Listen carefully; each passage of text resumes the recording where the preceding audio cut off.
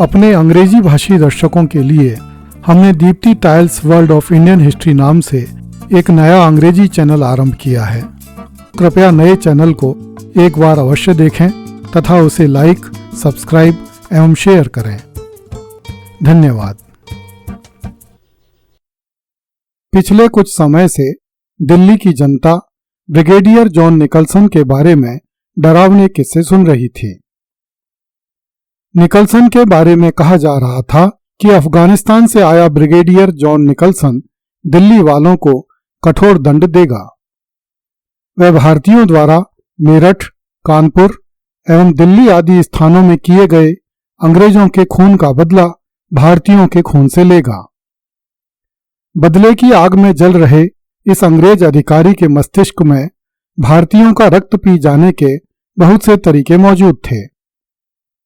बहुत से दिल्ली वासियों को अब भी यह ज्ञात नहीं था कि जिस निकलसन से डरकर वे दिल्ली छोड़कर भाग रहे हैं वह तो स्वयं ही दिल्ली पहुंचकर अंतिम सांसें गिन चुका है। दिल्ली वालों के लिए अंग्रेजी सेनाओं से भयभीत होकर दिल्ली से भाग जाने का निर्णय पूरी तरह गलत भी नहीं था। यद्यपि ईस्वी 1803 से ईस्वी 1857 तक की अवधि में दिल्ली के अंग्रेज अधिकारियों ने स्वयं को निष्पक्ष एवं न्यायप्रिय दिखाया था, तथापि अनुशासन के नाम पर उन्होंने दिल्ली के लोगों पर जो अत्याचार किए थे उन्हें दिल्ली की जनता कैसे भूल सकती थी। किसी भी भारतीय के घर में आग लगा देना, सरेआम कोड़ों से पिटवाना और किसी भी भारतीय को फांसी के फंदे से लटका देना अंग्रेजों के लिए आम बात थी। अंग्रेजी सेना 2 दिन से शराब के नशे में धुत होकर पड़ी थी। उस समय क्रांतिकारी सैनिक चाहते तो अंग्रेजों के चरण चूम रही विजयश्री को फिर से अपने पक्ष में कर सकते थे, किंतु इस समय तक क्रांतिकारी सैनिकों की हालत भी बहुत बुरी हो चुकी थी। उनके बहुत से साथी या तो मारे जा चुके थे या बुरी तरह घायल होकर मृत्यु की प्रतीक्षा कर रहे थे। उन्हें भोजन, पानी और दवा देने का कोई प्रबंध नहीं था। ऐसी स्थिति में उन मुजाहिदों ने मोर्चा संभाला जो भूखे प्यासे रहकर भी अपनी अंतिम सांस तक लड़ते हुए बहादुर शाह जफर को फिर से हिंदुस्तान का बादशाह बनाने आए थे। किंतु उन्हें युद्ध करने का न तो कोई प्रशिक्षण प्राप्त था और न ही कोई अनुभव। जब जनरल आर्कडेल विल्सन ने देखा कि उसकी सेना केवल शराब पीने में व्यस्त है तो विल्सन ने समस्त शराब को नष्ट करने के आदेश दिए। इससे अंग्रेजी सेना में फिर से अनुशासन स्थापित हो गया। अंग्रेजी सेना ने फिर से क्रांतिकारी सैनिकों पर धावा बोला। क्रांतिकारी सैनिकों ने मोर्चे छोड़ दिए।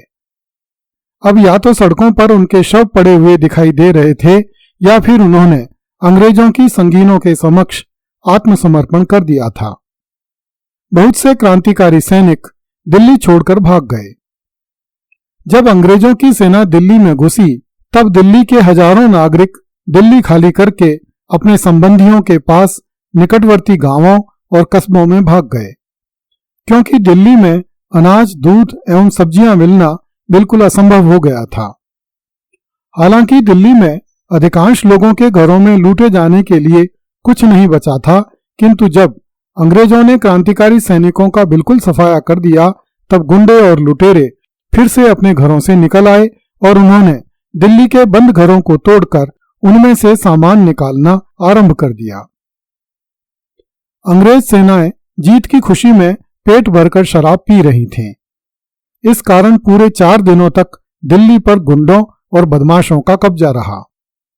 इन गुंडों के भय से भी बहुत से लोग दिल्ली खाली करके चले गए, क्योंकि जब गुंडे लूटपाट करने के लिए घरों में घुसते थे तो औरतों के साथ गुंडागर्दी करने का कोई भी अवसर हाथ से नहीं जाने देते थे। उर्दू के प्रसिद्ध कवि मिर्जा गालिब इन घटनाओं के प्रत्यक्षदर्शी थे। गालिब के लिए यह बगावत अंग्रेजों से इंतकाम लेने से अधिक निचले वर्ग के लोगों की सरकशी का संकेत था। इससे भी अधिक खतरनाक बात यह थी कि उनके अपने मुल्क के लोग उन जाहिल और बदनसीब गुंडों के सामने बेबस थे। मिर्जा गालिब ने अपनी डायरी में लिखा है, जो गुमनाम लोग, जिनका कोई नामो नसब न था, न कोई मालो जर था, अब वे बेहिसाब दौलत और इज्जत के हकदार हो गए हैं। वह जो सड़कों पर धूलो खाक से भरे फिरते थे, जैसे हवा का कोई आवारा झोंका उन्हें यहां फेंक गया हो, अपनी आस्तीन में हवा रखने का दावा करते हैं। ये आवारागर्द बेशर्मी से तलवारें हाथ में लिए एक गिरोह से दूसरे गिरोह में मिलते चले गए।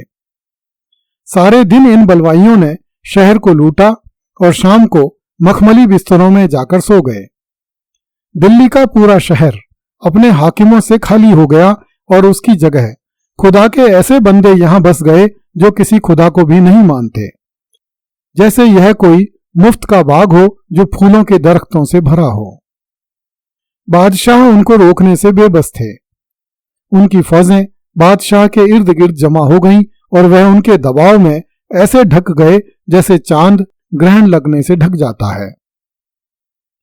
बहुत से लोग अंग्रेजी सेना में दूसरे प्रांतों से आए अंग्रेज, सिख, पख्तून एवं गोरखा सैनिकों से डरकर दिल्ली से बाहर चले गए, क्योंकि ये लोग दिल्ली के नागरिकों के साथ बहुत कठोर व्यवहार कर रहे थे।